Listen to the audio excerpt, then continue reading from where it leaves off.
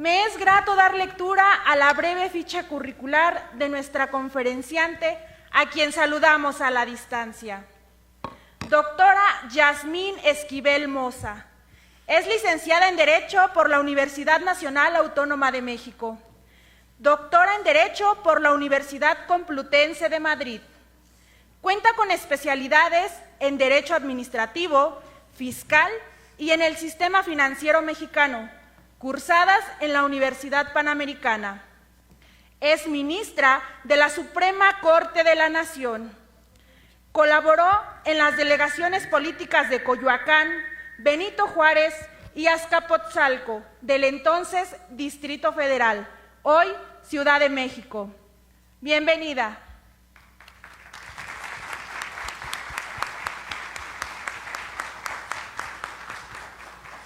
Agradecemos la presencia de la integrante del Consejo de la Judicatura del Estado de México, consejera Edna Edith Escalante Ramírez. Bienvenida.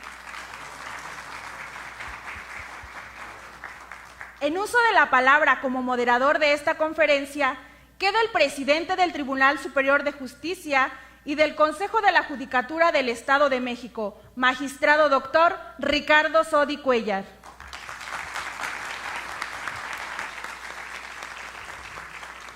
Muy buenos días a todos y todas las presentes y saludo con enorme gusto y aprecio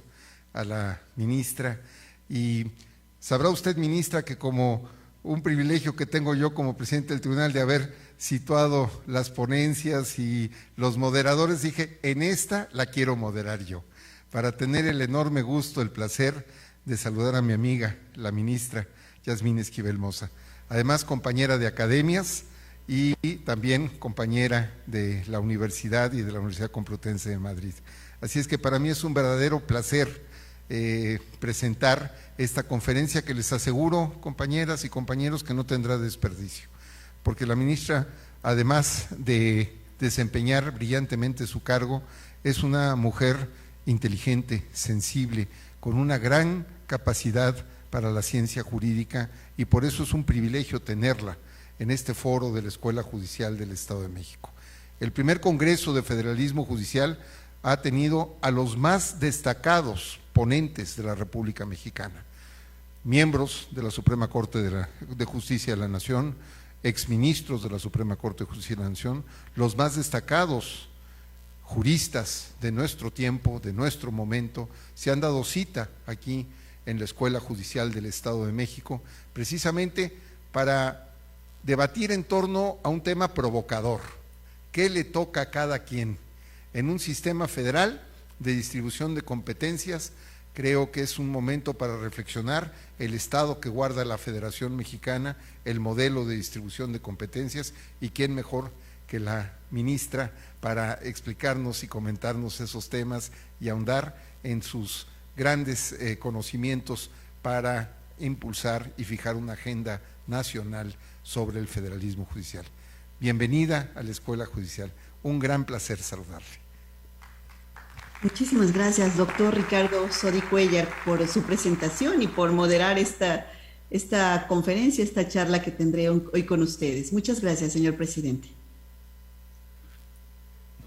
Adelante, a la hora que usted lo disponga, el micrófono es suyo. Muchas gracias. Pues saludo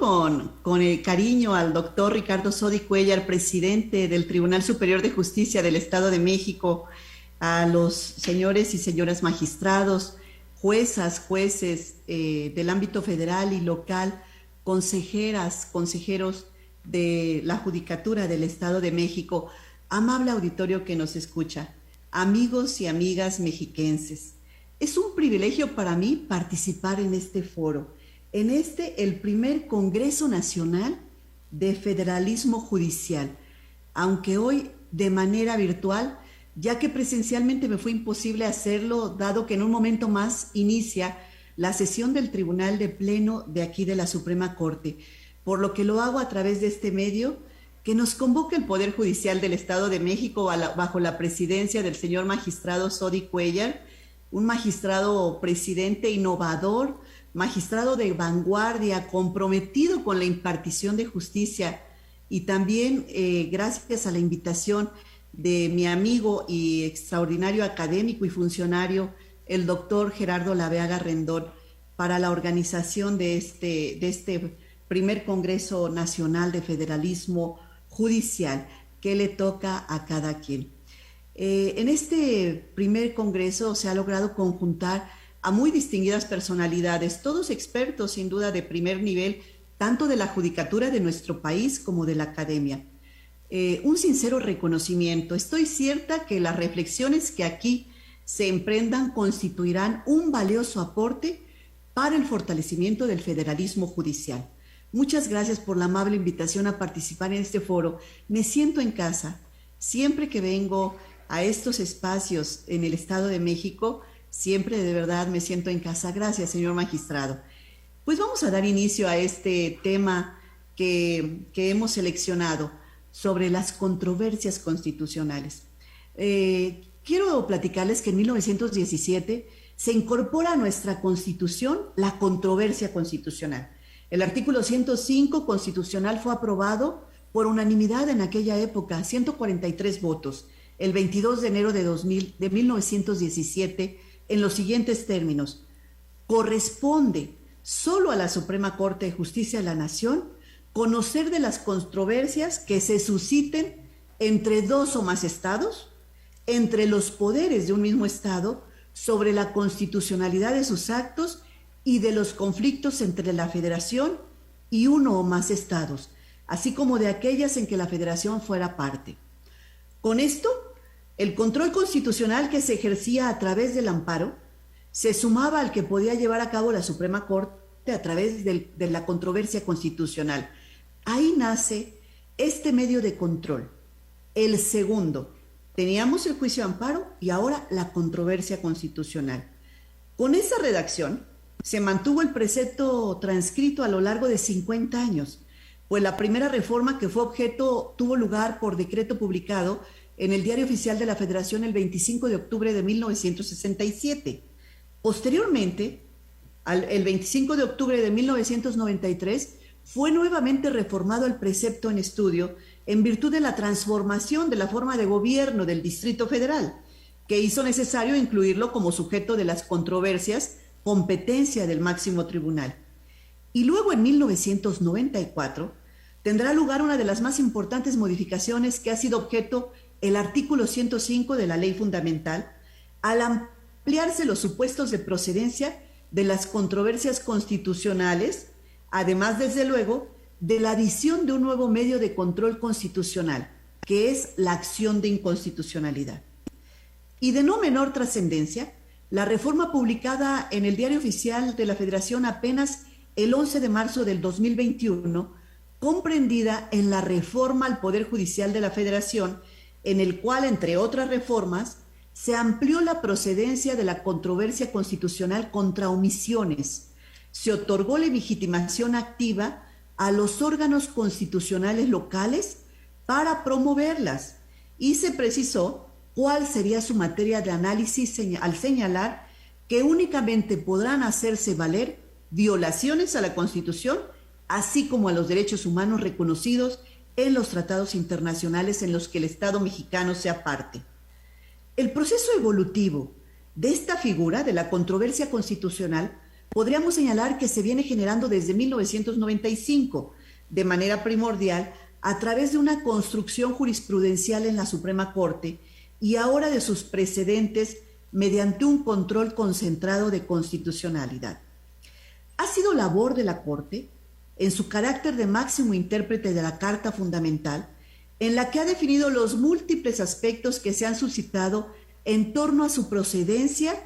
la delimitación de las materias de impugnación, el tipo de violaciones que se pueden aducir, el interés legítimo para promoverla, quién puede promoverla, los efectos de la resolución que emite en esta vía, en fin, ya sea a partir de la interpretación del propio artículo 105, fracción primera de la Constitución, así como su ley reglamentaria. Entre los diversos temas que podríamos abordar, he seleccionado para exponer a ustedes esta mañana, queridos amigos mexiquenses, algunos de los que recientemente se han planteado en nuestro máximo tribunal, que nos ofrecen aspectos que estimo son de interés para la reflexión y el debate jurídico en torno a este medio de control de regularidad constitucional denominado controversia constitucional, llamado a proteger el ámbito de atribuciones que la misma ley suprema prevé para los órganos originarios del Estado, es decir, aquellos que derivan del sistema federal y del principio de división de poderes. Para este fin, desarrollaré 7 aspectos que en mi concepto son de importancia tanto por su actualidad como por lo debatible que resultó su decisión, y que son los siguientes. El primero de ellos, el alcance, lamentablemente todavía limitado, de la declaración de invalidez de algunas normas generales. El segundo tema será la controversia constitucional como medio de defensa de los derechos humanos. El tercero, la falta de interés legítimo de los municipios para acudir en la controversia constitucional por la omisión del pago de aportaciones y participaciones federales. El cuarto, controversias constitucionales en el que se impugna una resolución jurisdiccional. El quinto, la procedencia de la controversia constitucional en contra de las resoluciones emitidas por el INAI. Y el sexto, improcedencia del desistimiento de la controversia constitucional contra normas generales. Y finalmente, la suspensión de las controversias constitucionales contra normas generales. Vamos a iniciar. En el primero de ellos, la interpretación al 105, fracción primera, antepenúltimo y penúltimo párrafos de la Constitución Federal y 42 de la Ley Reglamentaria de la materia, en torno a los efectos de una sentencia dictada en controversia constitucional promovida por un municipio que declara la invalidez de norma general local. El artículo 105, fracción primera, antepenúltimo y penúltimo párrafo, actualmente de la Constitución General, dicen: siempre que las controversias versen sobre disposiciones generales de las entidades federativas, de los municipios o de las demarcaciones territoriales de la Ciudad de México, impugnadas por la Federación, de los municipios o de las demarcaciones territoriales de la Ciudad de México, impugnadas por las entidades federativas, o en los casos en que se refieren los incisos C, H, K y L anteriores y la resolución de la Suprema Corte de Justicia de la Nación las declara inválidas, dicha resolución tendrá efectos generales cuando hubiese aprobado por una mayoría de por lo menos 8 votos. En los demás casos, las resoluciones de la Suprema Corte de Justicia tendrán efectos únicamente respecto a las partes en la controversia. Ahora bien, desde mi punto de vista, este párrafo considero que es el que no ha sido interpretado desde lo que yo he planteado en el Pleno, no ha sido interpretado correctamente conforme al principio de supremacía constitucional, pues al establecerse que en los demás casos las resoluciones de la Corte tendrán efectos únicamente respecto de las partes de la controversia, la disposición debe entenderse referida a aquellos asuntos en los que se reclamaron actos, pero no en los casos en los que se impugnaron normas generales, porque con esta interpretación se puede imprimir efectos generales a todas las declaraciones de invalidez de disposiciones contrarias a la Constitución sin limitarlas al territorio del actor de la controversia. No obstante, el anuncio en los demás casos, las resoluciones de la Corte tendrán efectos únicamente respecto de las partes de la controversia. La mayoría del Tribunal de Pleno de la Suprema Corte ha interpretado que la declaración de invalidez de una disposición general es total cuando la Federación controvierte la de un Estado o municipio, o bien cuando un Estado impugna una norma general de carácter municipal, mientras que la invalidez es parcial, es decir, tiene efectos únicamente entre las partes cuando un municipio impugna una norma federal o estatal o un Estado controvierte una disposición federal. En otras palabras, para la mayoría de los ministros del Tribunal en Pleno, la invalidez de la norma, que es instada por una entidad de orden jurídico de menor ámbito espacial de poder, como es el municipio, en contra de un ente de mayor, tal como es la Federación o los estados, producirá efectos solo entre las partes, mientras que la invalidez obtenida por la Federación o los estados respecto a disposiciones generales de los municipios tiene efectos generales, puesto que deroga la norma en toda la circunscripción territorial. Al tenor de esta disposición, la Suprema Corte de Justicia de la Nación ha declarado inconstitucionales diversas disposiciones del orden jurídico estatal impugnadas por los municipios, resolviendo que tal invalidez surtirá efectos solo entre las partes de la controversia, por lo que o las disposiciones invalidadas serán inaplicables exclusivamente al municipio actor. Como lo he sostenido en los debates de los asuntos que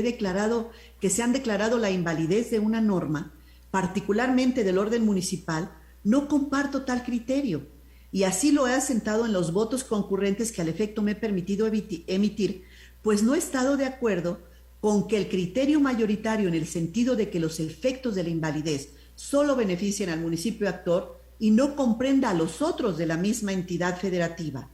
En mi opinión, considero que la expresión en los demás casos las resoluciones de la Suprema Corte de Justicia de la Nación tendrán efectos únicamente respecto de las partes de la controversia, contenida tanto en la norma constitucional como en la reglamentaria citadas, se refiere a actos concretos, reclamados en la vía de controversia constitucional y no a leyes generales declaradas inválidas por lo menos 8 votos, porque resultaría contrario a la lógica que en estos casos la sentencia de la Corte produzca una diferencia de trato entre los municipios de una entidad, como si la prevalencia del orden constitucional solo fuera privilegio para quienes tuvieron la asesoría suficiente de venir a demandar su restablecimiento o a través de la controversia constitucional.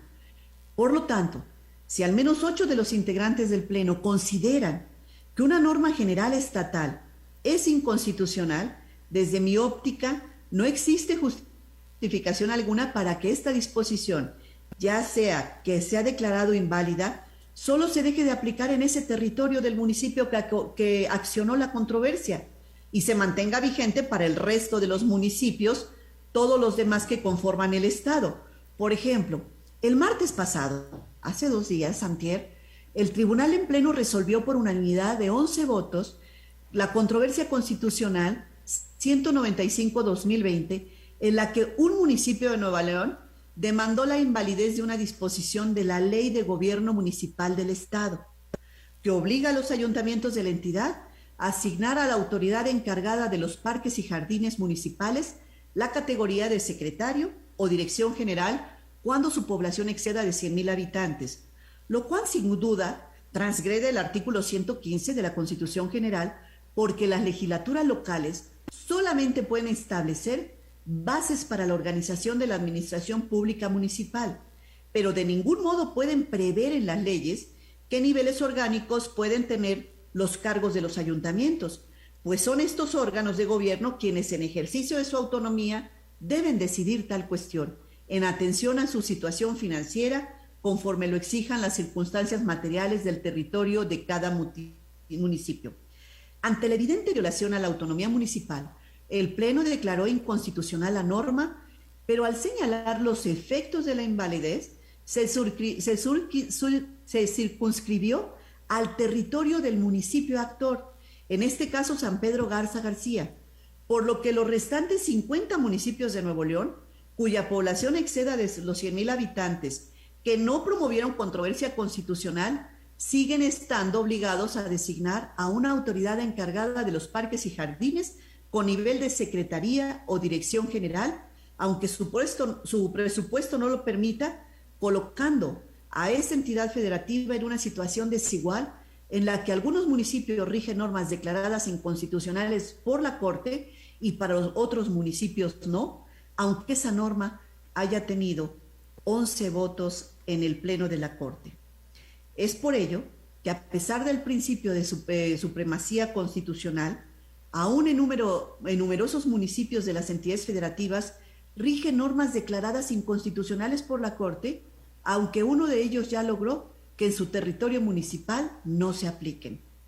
Además, poco práctico y contrario a la economía procesal resulta exigir que en casos como el que menciono, todos y cada uno de los municipios promuevan su respectiva controversia constitucional. Imagínense aquellos estados como Oaxaca o Veracruz, por ejemplo, en los que habría que resolver más de 500 y 200 controversias respectivamente para obtener una invalidez general de una norma estatal que se impida su aplicación para todos los municipios. La reforma constitucional al Poder Judicial, publicada en el Diario Oficial apenas el 11 de marzo de este año, 2021, que comprendió el artículo 105, fracción primera de la Constitución, no tocó este aspecto. Sin embargo, estimo que las razones que orientaron al nuevo sistema de precedentes previsto en el párrafo 12º del 94 de la Constitución, conforme el cual señala que las razones que justifiquen las decisiones contenidas en las sentencias dictadas por el Pleno de la Corte,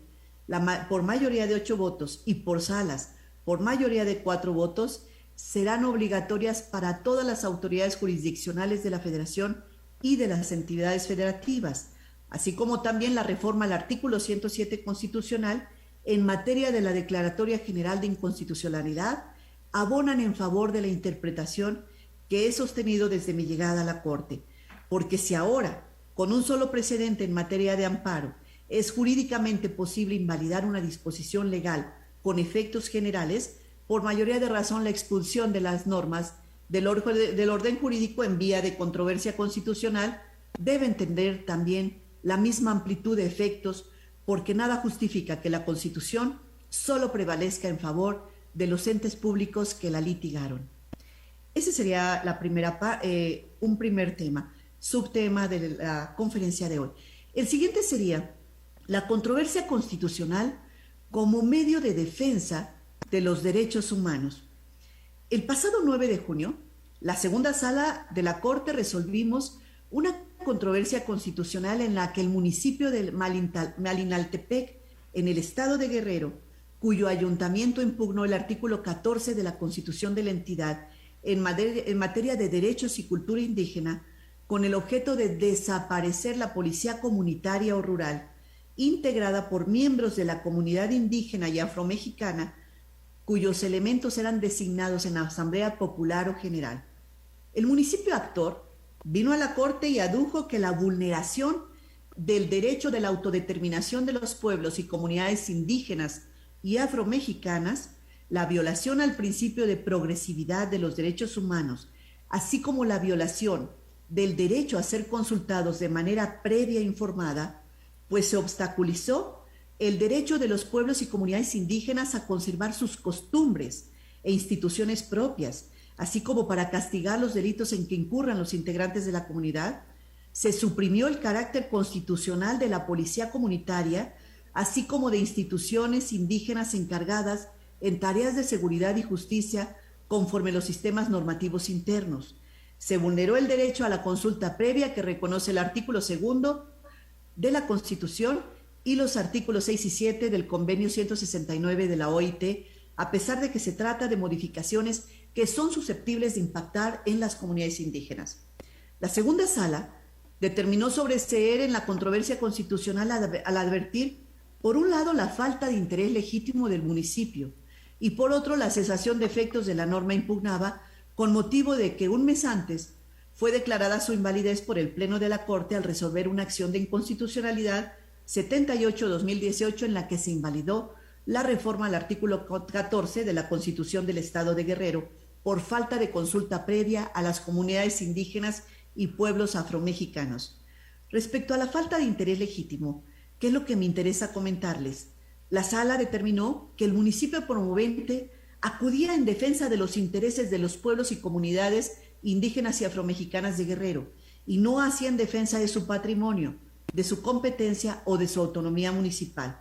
En ese tenor estimó que cobraba aplicación el criterio sustentado en la tesis de jurisprudencia al rubro controversia constitucional, los municipios carecen de interés legítimo para promoverla contra disposiciones generales que consideren violatorias de los derechos de los pueblos y comunidades indígenas que habitan en su territorio si no guardan relación con la esfera de atribuciones que la Constitución Política de los Estados Unidos les confiere. Así fue que en dicha tesis se sostiene que los municipios no cuentan con interés legítimo para acudir vía controversia constitucional a defender los intereses de los pueblos y comunidades indígenas y afromexicanas de su territorio, pues esa legitimación generaría la desnaturalización de la esencia de este medio de control, ya que podría llegarse al extremo de que la legitimación del municipio podría promoverla y le permitiera plantear argumentos tendientes exclusivamente a la defensa de los gobernados que habitan en su territorio, sin importar si afectan o no la esfera de su competencia. En este primer Congreso Nacional de Federación Judicial, ¿qué le toca a cada quien? Es importante esta controversia, esta figura de la controversia constitucional, porque determina exactamente cuál es el ámbito de competencia que la Constitución le da a los poderes federales, a las entidades federativas, a los órganos autónomos, todos locales y federales. Por lo tanto, conforme el criterio de la segunda sala, la defensa de los derechos humanos vía controversia constitucional solo es susceptible de ser analizada cuando está ligada a una posible afectación del ámbito competencial del actor. Ahora recordemos que con motivo de la reforma constitucional que mencioné de marzo de este año, se adicionó un último párrafo a la fracción primera del artículo 105, el cual dispone que en las controversias previstas en esta fracción únicamente podrán hacerse valer violaciones a esta Constitución, así como a los derechos humanos reconocidos en los tratados internacionales de los que el Estado mexicano es parte. De modo que a partir de esta controversia, me gustaría proponer a ustedes la reflexión siguiente sobre la interpretación que puede darse a esta disposición, en el sentido de que si para la procedencia de la figura de la controversia constitucional, cuando se alegue una violación a los derechos humanos, debe necesariamente vincularse a una invasión a la esfera competencial o por lo menos a un principio de afectación, teniendo en cuenta la naturaleza de este medio de control, que como he sostenido, no es un medio de control del orden jurídico total, sino para la protección de las atribuciones que la Constitución prevé para las entidades, poderes y órganos que señala el 105 para resguardar el sistema federal y para preservar la regularidad en el ejercicio de las atribuciones constitucionales establecidas a favor de tales órganos. Este habrá de estar entre los temas que con seguridad pronto estará a debate en el pleno de nuestro máximo tribunal. El tercer punto de estos subtemas de esta charla es la falta de interés legítimo de los municipios para acudir en controversia constitucional por la omisión del pago de aportaciones y participaciones federales. Con independencia de la resolución del recurso de reclamación 150-2019, el Tribunal Pleno se pronunció al caso concreto sobre el interés legítimo de los municipios para promover la controversia constitucional en el caso de omisión, retención o entrega parcial de recursos federales por los estados. En esa resolución se retoman unos y establecen otros diversos criterios que definen la naturaleza y fines, así como el objeto o materia de las controversias constitucionales. En el caso, fue materia del recurso en comento el acuerdo mediante el cual el ministro instructor desechó de plano por notoria y manifiesta improcedencia la controversia constitucional promovida por el municipio de Úrsulo Galván en el estado de Veracruz, que se identificó con el número 279-2019, en el que reclamó la retención de ciertos recursos federales. Lo anterior al considerar que se actualizaba la causa de improcedencia prevista en el artículo 19, fracción octava, de la ley reglamentaria de la materia, en relación con el artículo 105, fracción primera, inciso 1 de la Constitución Federal, debido a que el municipio actor carece de interés legítimo en tanto que las violaciones alegadas, consistentes en que los recursos de origen federal que sostiene le corresponden y no le han sido entregados, las hace depender de una transgresión a los ordenamientos distintos a la Constitución General. Esto es, plantea un reclamo de mera legalidad que no entraña una cuestión asociada a los ámbitos de competencia de las partes en la contienda. Entre otras consideraciones que expuso el ministro instructor, destaca aquella en la que precisa que sin desconocer que la Corte ha resuelto en controversia constitucional acerca de la omisión del pago de participaciones y aportaciones reclamadas por los municipios, en una nueva reflexión se advierte que dichas omisiones no vulneran la Constitución Federal, sino se trata de planteamientos de transgresión, aspectos de mera legalidad cuyo examen escapa a la materia de las controversias constitucionales, ya que éstas tienen como objeto principal el estudio de conflictos que se generan entre dos o más órganos originarios del Estado respecto al ámbito de competencia constitucional que les corresponde.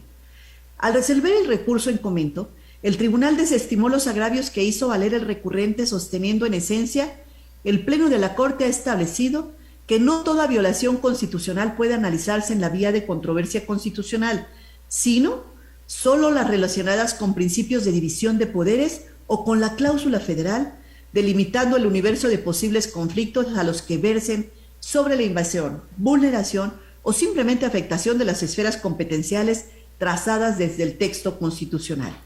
Si bien el criterio o principio de afectación se ha interpretado en sentido amplio, es decir, que debe existir un principio de agravio, el cual puede derivar no solo de la invasión competencial, sino de la afectación a cualquier ámbito que incida en la esfera regulada directamente desde la Constitución Federal, como las garantías institucionales previstas a su favor o incluso prerrogativas relativas a cuestiones presupuestales, también es cierto que se ha pronunciado porque tal amplitud siempre debe entenderse en el contexto de las afectaciones a los ámbitos competenciales. La nueva reflexión que se plantea en la resolución que desechó la demanda de controversia constitucional parte de la premisa que el precedente que dio pauta a que el Pleno y las salas resolvieran controversias constitucionales en la que los municipios alegan omisión de entrega de participaciones o aportaciones federales, su entrega parcial o extemporánea, no tuvo a bien valorar adecuadamente que la controversia constitucional es un medio de control destinado a garantizar la regularidad constitucional en forma directa en materia de invasión de esfera de competencias, no para dilucidar cuestiones de mera legalidad como las apuntadas, que en el mejor de los casos se traduce en una violación indirecta a la Constitución Federal. En esta nueva reflexión no excluye que puedan existir casos en lo que las litis a resolver sea restablecer si existen recursos que deban ser reconocidos como parte de la hacienda municipal, en los que eventualmente pueda actualizarse un interés legítimo para acudir en la controversia constitucional, lo que habría que examinarse caso por caso.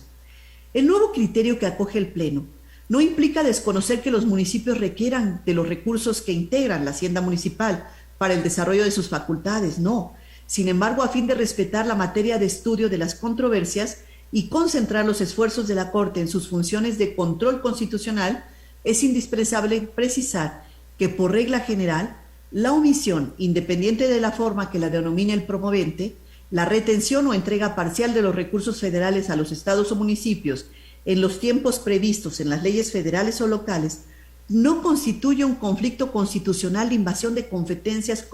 de esferas competenciales. En consecuencia, no actualiza un interés legítimo, lo cual tampoco implica que se deje a los municipios en estado de indefensión, toda vez que estos casos pueden hacerlo del conocimiento de la Secretaría de Hacienda y Crédito Público para que ésta requiera a la entidad federativa omisa o en su caso se entreguen directamente los recursos a los municipios en términos de lo dispuesto en el artículo 11 de la Ley de Coordinación Fiscal, conforme el cual la citada Secretaría está facultada para disminuir las participaciones de las entidades cuando éstas incumplan los convenios respectivos. La resolución dictada en el recurso de reclamación, en lo que toca a los pronunciamientos que aquí he expuesto, fue aprobado por una mayoría de 5 votos de 9 de los integrantes del Pleno que concurrimos a la sesión. Mi convicción jurídica me llevó a adherirme a este criterio. Como cuarto punto de los 7 que he planteado, el siguiente es la controversia constitucional en el que se impugna una resolución jurisdiccional.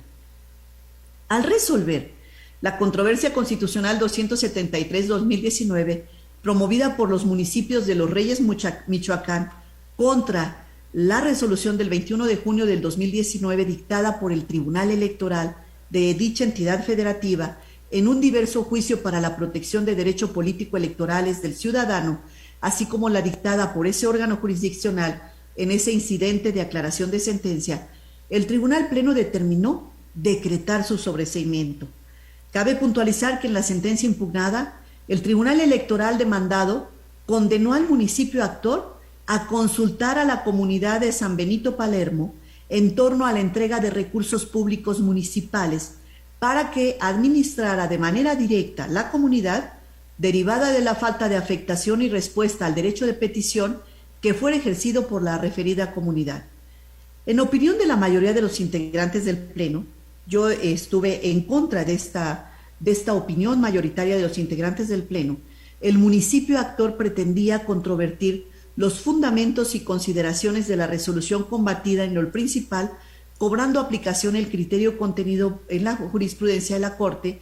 que señala que las controversias constitucionales no son la vía idónea para combatir resoluciones jurisdiccionales, aun cuando se aleguen cuestiones constitucionales.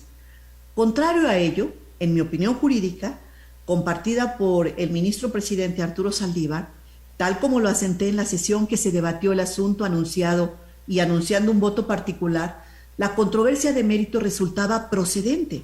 debido a la cuestión a dilucidar, consistía precisamente en la presunta invasión a la esfera de competencia del órgano originario del Estado, que es el municipio.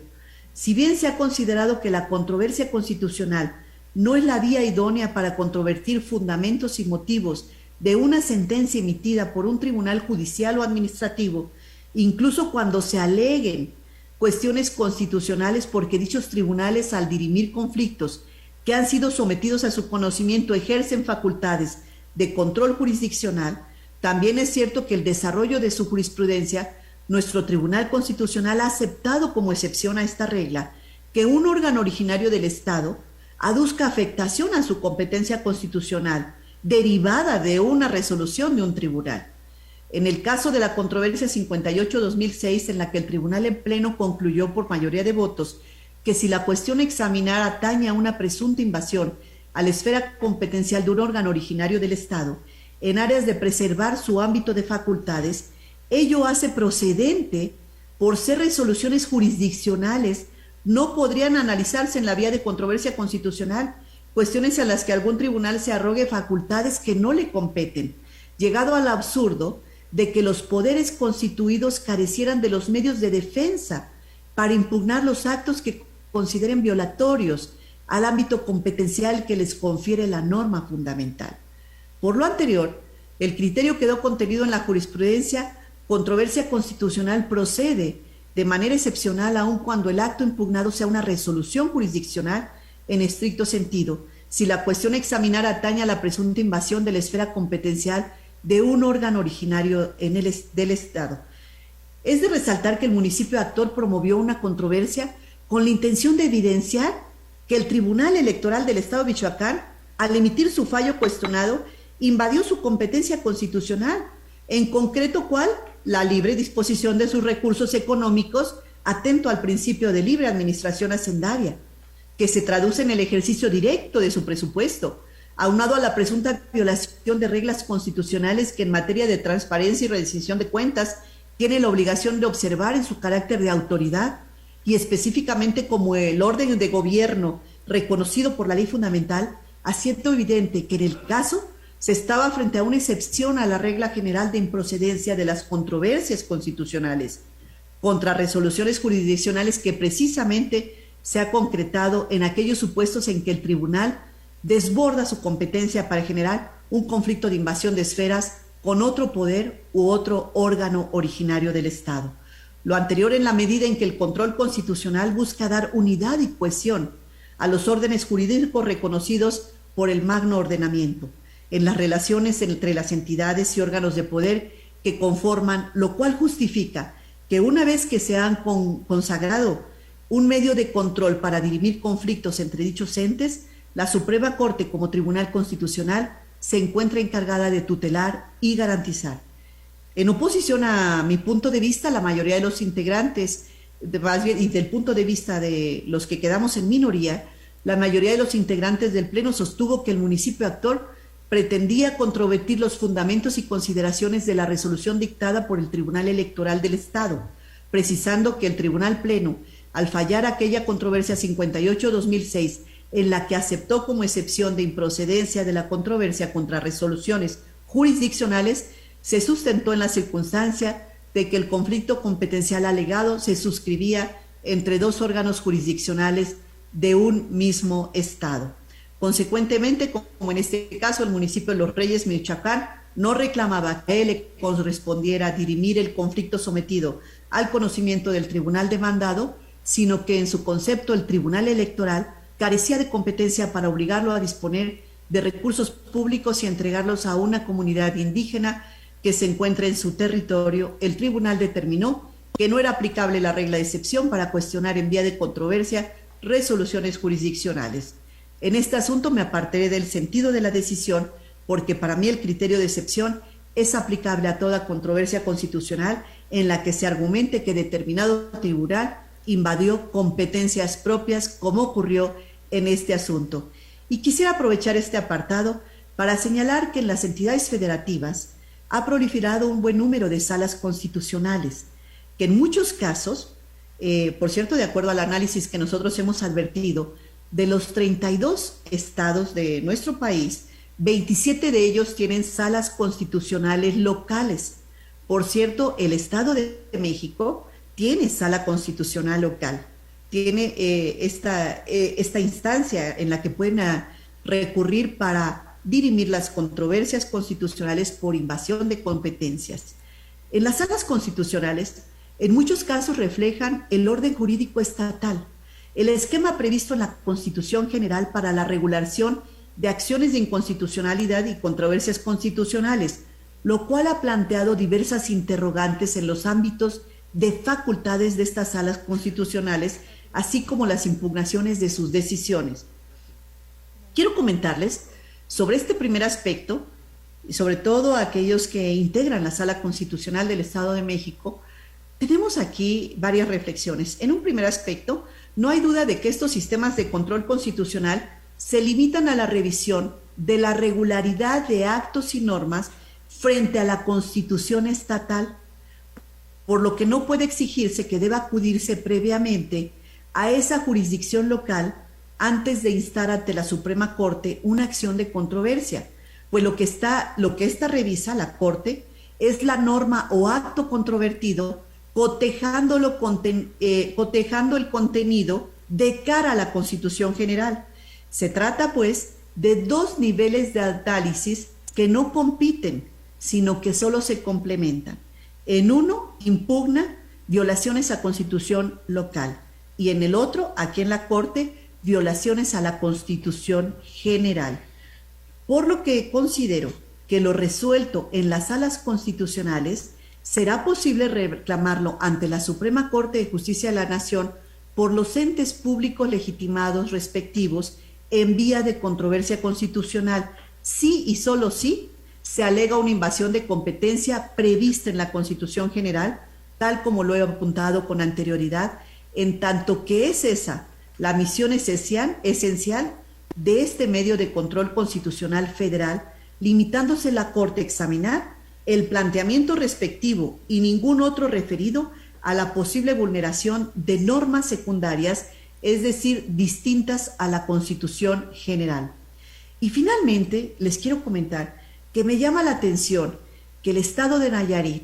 tuvo una reforma este año de su sala constitucional, y esta sala constitucional ahora tiene facultades para conocer de cuestiones de inconstitucionalidad planteadas por cualquier autoridad u órgano o organismo autónomo que considere que la norma de carácter general pueda ser contraria a la Constitución General, a la Constitución local. Es decir, es una especie de consulta.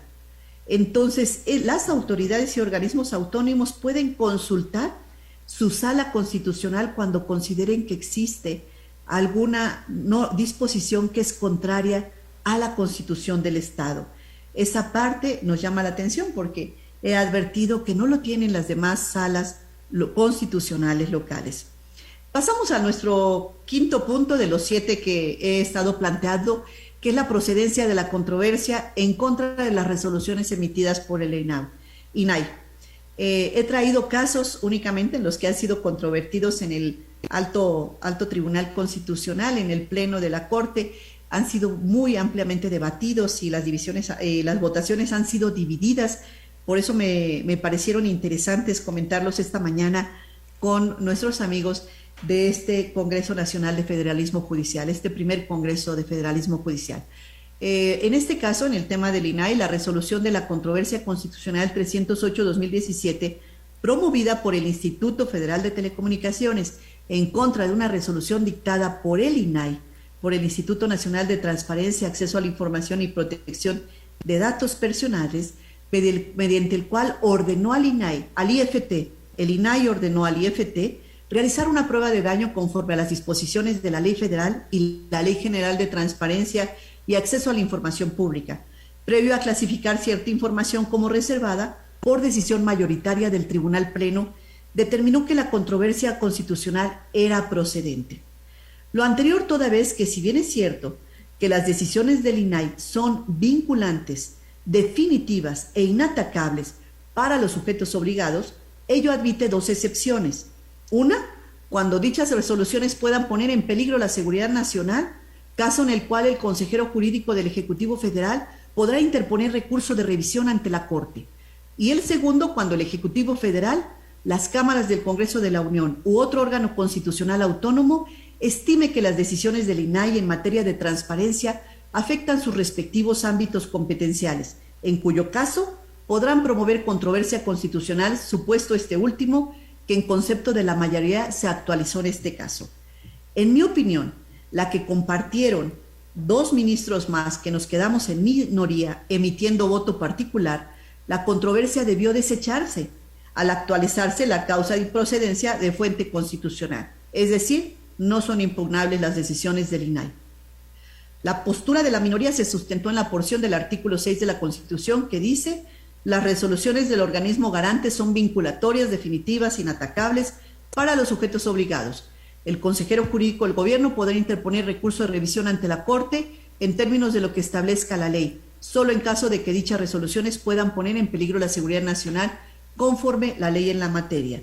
De tal disposición se advierte que la única excepción en cuanto a la definitividad e inatacabilidad de las resoluciones del INAI se actualiza en el supuesto de que se ponga en peligro la seguridad nacional, caso, como ya se dijo, el consejero está legitimado para acudir a la Corte. Lo anterior se robustece al acudir a la exposición de motivos que dio origen a la enmienda constitucional el 7 de febrero del 2014 en materia de transparencia, en la que expresamente se señaló que la finalidad de incluir el principio de definitividad e inatacabilidad de las resoluciones del INAI consistía en restringir la revisión de sus resoluciones por parte de los sujetos obligados, no respecto a particulares. A lo anterior cabe agregar que con antelación a la reforma mencionada, la Corte ya había interpretado la controversia 37-2011 que este medio de control constitucional no es la vía idónea para impugnar una resolución emitida por un órgano estatal autónomo en materia de transparencia y acceso a la información, toda vez que ello haría de esta acción un recurso ulterior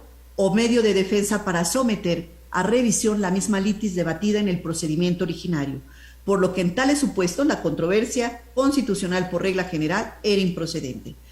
En el caso no debe perderse de vista que el IFT, en su carácter de sujeto obligado, cuestionó la resolución emitida por el INAI en un recurso de revisión, aduciendo la indebida interpretación de la Ley Federal de Transparencia y Acceso a la Información Pública. En concreto, el IFT dijo que el INAI le ordenó realizar una prueba de daño antes de confirmar la reserva de información que fue materia del recurso de revisión. Finalmente, de ahí no existe duda que la controversia era improcedente, pues interpuso como medio de defensa para convertir el sentido de una resolución del INAI en materia de transparencia y acceso a la información pública, que la Constitución califica como vinculatoria, definitiva e inatacable para los sujetos obligados, como es el caso del IFT. Sostener lo contrario, además de frustrar la finalidad del principio de definitividad e inatacabilidad de las resoluciones del órgano autónomo especializado en la materia, que consagre el artículo 6º constitucional, dada su naturaleza del órgano límite de la materia, desnaturaliza este medio de control constitucional para hacer de él un recurso contra las resoluciones del INAI, lo que expresamente prohíbe la Constitución Federal. Sin embargo, la mayoría consideró que sí era procedente admitir esta impugnación por parte del IFT. Pasamos al sexto tema, que es la improcedencia del desistimiento de la controversia constitucional contra normas generales. Otra crítica Otra crítica a la figura, como hoy la tenemos, de la controversia constitucional, que me permito poner sobre la mesa, y es el relativo al desistimiento en la demanda de controversia constitucional. El artículo 20, fracción primera de la Ley Reglamentaria de la materia dispone: el sobreseimiento procederá en los siguientes casos: cuando la parte actora se desiste expresamente de la demanda interpuesta en contra de actos sin que en ningún caso pueda hacerlo tratándose de normas generales. La Corte considera que para poder tener por actualizada la causal de improcedencia referida al desistimiento de la demanda de controversia constitucional, debe de acreditarse los siguientes supuestos: la persona que se desista a nombre de la entidad, poder u órgano de que se trate se encuentra legitimada para representarlo en términos de las normas que lo rigen. B, se ratifique su voluntad ante el funcionario investido de fe pública. Y C, en lo relativo a la materia del juicio, que no se trate la impugnación de normas de carácter general. Es decir, solo procedería contra actos, pero no contra normas de carácter general. El anterior criterio, que fue emitido con base en la disposición legal antes precisada, se encuentra reflejado en la tesis de jurisprudencia que al rubro señala: controversias constitucionales,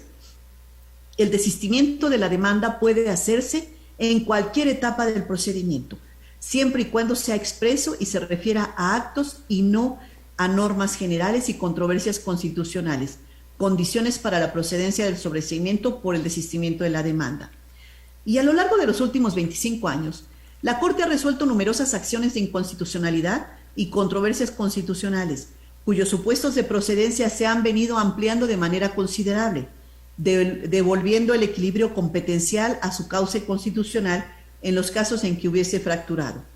Pese a lo anterior y a la notable evolución de ambos procedimientos inscritos dentro del derecho procesal constitucional, hasta la fecha se mantiene la restricción legal que impide a los promoventes de las referidas controversias y acciones desistirse de uno u otro medio de control constitucional cuando su materia recae sobre normas generales, lo cual debemos reconocer contribuye a saturar el cúmulo de asuntos que tiene que resolver la Suprema Corte de Justicia de la Nación, no obstante que quienes instaron estos procedimientos han perdido el interés que se resuelva por diversas razones. Incluso en ocasiones el fallo que se obtenga, dado el tiempo que transcurrió cuando lo presentaron a cuando el fallo ya se emitió, carece ya de efectividad práctica, o bien el conflicto se ha superado por un acuerdo de naturaleza política entre las partes, resultando más gravoso demorar la solución del conflicto en espera de una sentencia en comparación con el beneficio que se logra al desistir la acción o controversia y generar nuevos espacios de diálogo entre las partes. En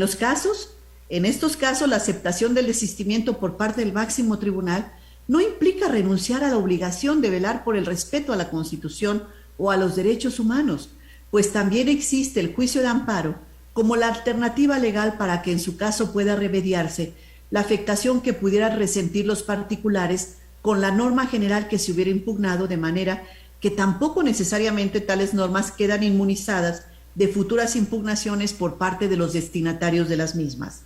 Además, son abundantes las controversias y acciones en las que las partes expresan un fundado interés en que sus asuntos se resuelvan de manera pronta, los cuales ven retrasada su decisión final con la agenda saturada de los asuntos que se ventilan en la Suprema Corte de Justicia de la Nación, lo cual obedece, entre otros muchos factores, a la imposibilidad de desistirse una vez entablada la acción o controversia contra normas generales. Si bien ustedes plantean un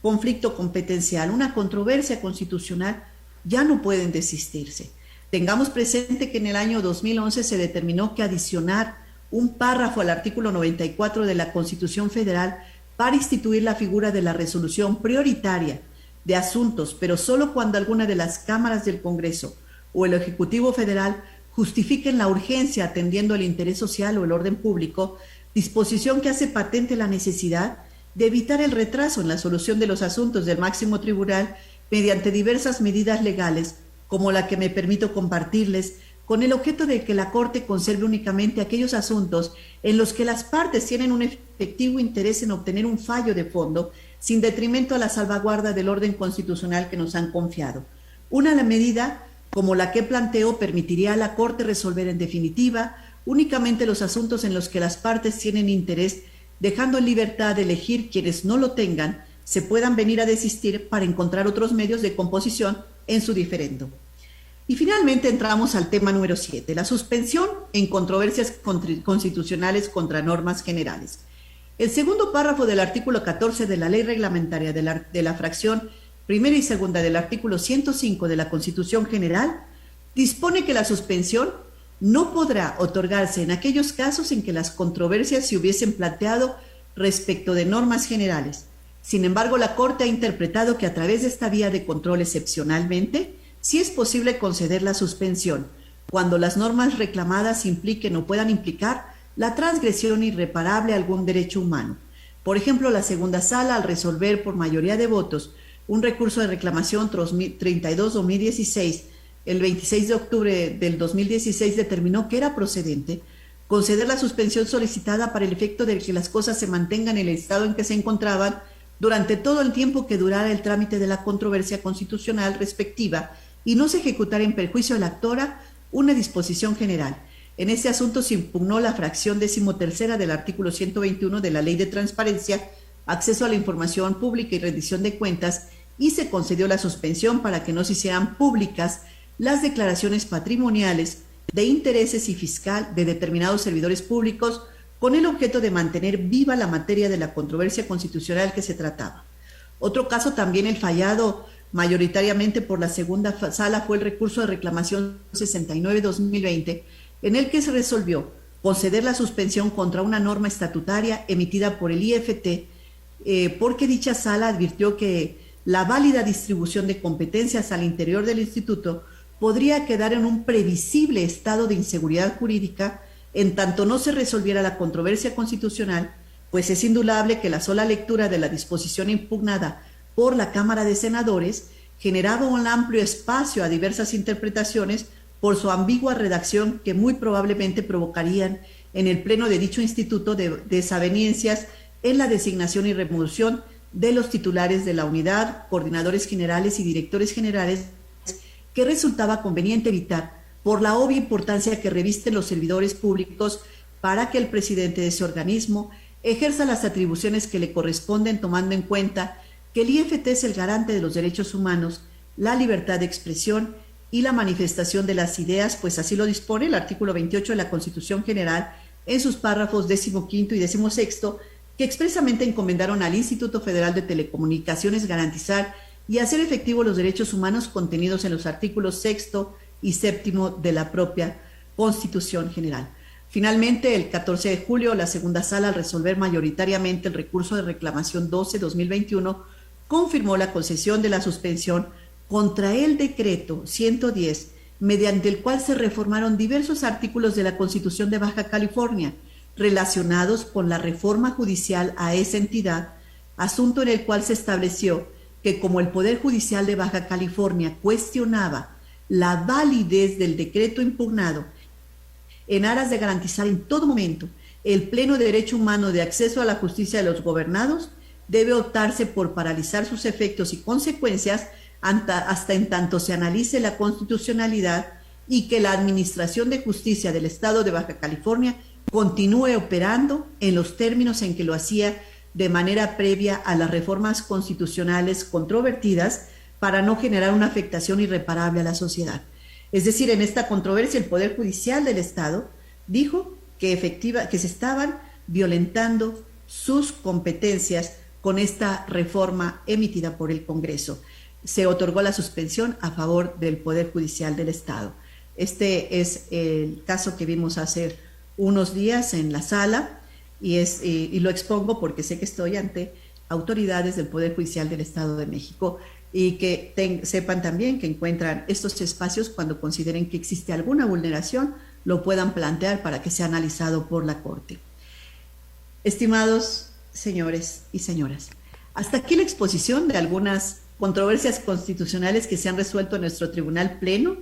He traído las que he considerado las más controvertidas, en las que se han planteado interesantes debates eminentemente en torno a los alcances y límites de este medio de control constitucional, fundamentalmente para la vigencia de nuestro sistema federal de la división de poderes. Un medio de control que, asunto tras asunto, debate tras debate, resolución tras resolución, va delineando el Tribunal Constitucional de la Nación en una tarea que hoy se advierte todavía inacabada y en constante evolución. Máxime que con la reciente reforma judicial se incorporó a la Constitución un nuevo supuesto de procedencia contra actos omisivos, así como otros sujetos legitimados, estatales, para poder promover controversias como son los organismos constitucionales autónomos, locales, e inclusive una posible defensa a los derechos humanos a través de ellas, caso en el cual se quedan por definir los contornos y el alcance que deben tener estos argumentos. Hoy nuestro país cuenta con los medios de control de constitucionalidad y defensa de los derechos humanos, que son la acción de inconstitucionalidad, la controversia constitucional que hoy hemos visto y el juicio de amparo. Ello para hacer efectivo el derecho de las personas y las autoridades. Estos han ido en constante evolución legislativa y jurisprudencial, y todo ello para garantizar la vida digna de las personas en nuestra sociedad mexicana. A eso estamos comprometidos los juzgadores locales y federales de nuestro país. Muchísimas gracias.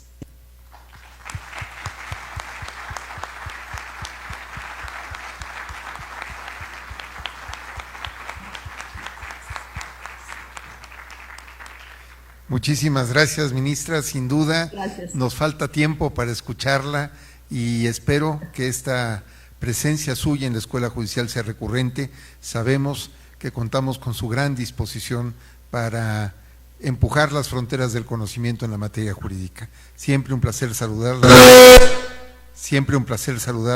y escucharla. Muchísimas gracias. Las preguntas que se han hecho se las enviaremos a su oficina junto con el diploma que acredita su participación y un pequeño obsequio de artesanía mexiquense que espero disfrute. Muchísimas gracias de nueva cuenta, ministra. Gracias a usted. Gracias, señor magistrado presidente, magistrado Sodi, por esta calidez y a todos ustedes por permitirme platicar este tema con ustedes esta mañana. Muchas gracias. Muchas gracias, ministra.